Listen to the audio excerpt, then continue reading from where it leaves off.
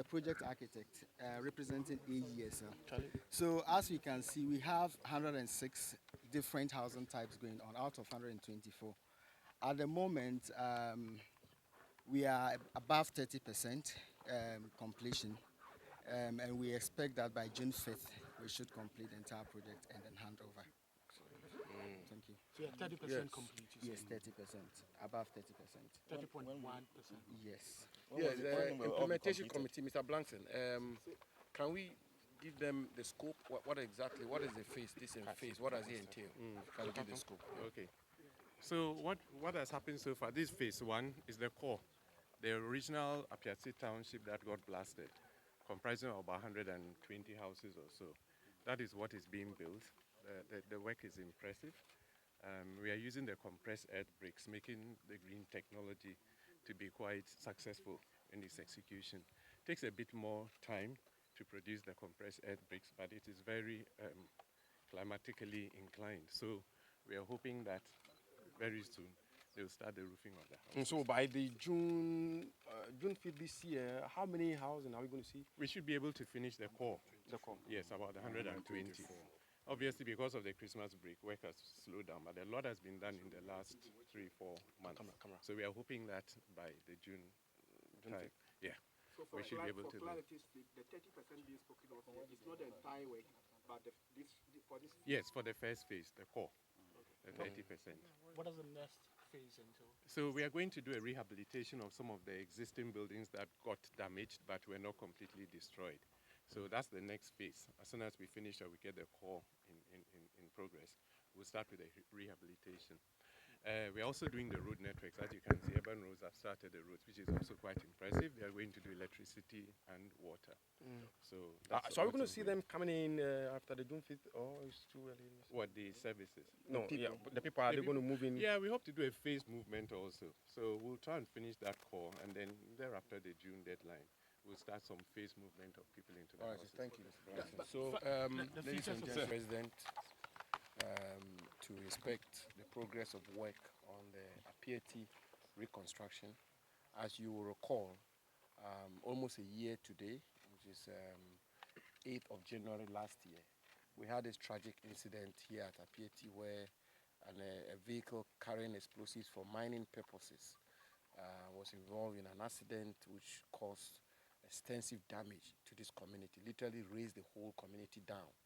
We lost some lives, and as you know, we went through the processes, the laid down, time-tested processes of dealing with this matter. Investigations were conducted, people were punished. One aspect of the gamut of measures we rolled out was how to reconstruct this community, and not just reconstruct this community, but pursuant to the vision and instructions of President Akufo-Addo, and construct this community in a manner that can become a model Ghanaian rural community. And I should say that having been here this afternoon, I am tremendously impressed. I feel very proud that I've been given this opportunity to lead a team which is brought to the state in which we find ourselves in with respect to the reconstruction of Appiate. And if we're able to carry this through, really this will become historic. We're going to have the community, first of all, and the displaced indigenes will be resettled and resettled properly in settlements which were far advanced, far modern, far climatically friendly and all of that. And hopefully it will become a model rural community for our people here in Ghana. So I'm very happy, and I want to use this opportunity to thank my dependable Deputy Minister, Honourable Benito Usubio, who has been leading all this effort, the Appiate Reconstruction Implementation Team, the fundraising team led by Madame Joyce Ayi, and all citizens, residents, individuals, organizations in our country who have contributed generously to the fund.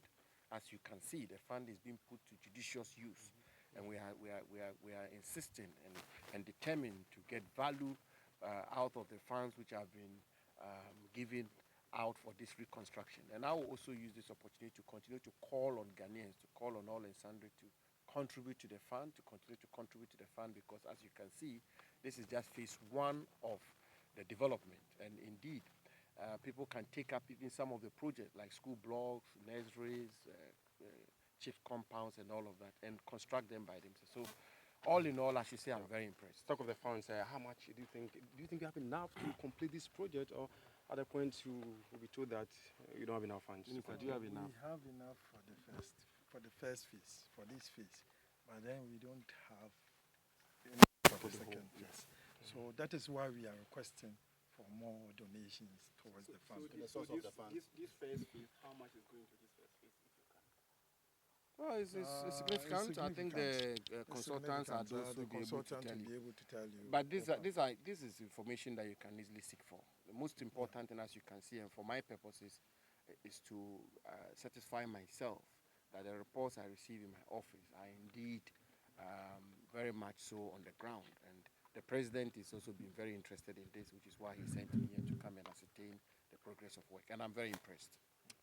We know a raft of measures were implemented to prevent another explosion from recurring. I want to find out what's the status of that. Are we doing well with those measures that we rolled out? We are doing pretty well. As you recall, Professor Richard Amankwa, who is the Vice Chancellor of the George Park Grant University of Mines and Technology, chaired that committee, that team, and members were drawn from the Ghana Academy of Arts and Sciences from expert opinion, and they came up with a report. The Minerals Commission has since been implementing the findings and recommendations of that committee strictly.